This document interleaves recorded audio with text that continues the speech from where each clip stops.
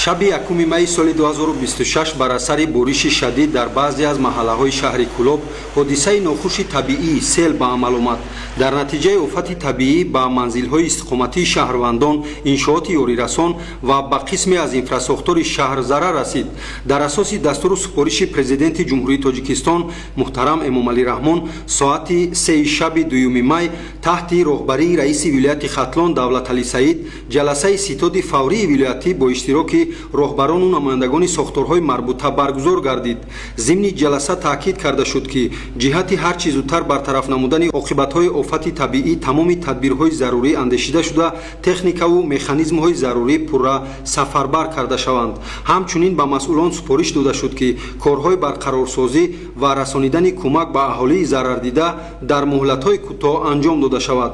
тибқи дастуру супоришҳои сарвари давлат раиси вилояти Хатлон Давлаталӣ Саид шабона ба маҳаллаҳо ва мавзеъҳои зарардида рафта аз вазъи воқеии минтақаҳои осебдида аз наздик шинос шуда ҳамзамон бо сокинон суҳбат карданд. зикр гардид ки дар натиҷаи ин ҳодисаи нохуши табиӣ мутаассифона 3 нафар ҷони худро аз даст дода, 2 нафари дигар бо ҷароҳатҳои гуногун дар муассисаҳои тиббӣ бистарӣ гардиданд. дар робита ба ин ҳамдардӣ ва тасалияти пешвои миллат президенти ҷумҳурии Тоҷикистон Эмомалӣ Раҳмон аз ҷониби раиси вилоят ба пайвандони фавтидагон ва хонаводаҳои зарардида расонида шуд. дар ҷараёни боздид ба мақомоти дахлдор дастур дода шуд ки ҷиҳати ташкили гурӯҳҳои корӣ, таъмини аҳолии осебдида бо оби ошомиданӣ ва маводи ғизоӣ, расонидани ёрии аввалияи тиббию санитарӣ, кӯчонидани сокинон ба ҷойҳои бехавф, ба роҳ мондани навбатдории шабонарӯзӣ дар мавзеъҳои хавфнок чораҳои саривақтӣ андешида шавад.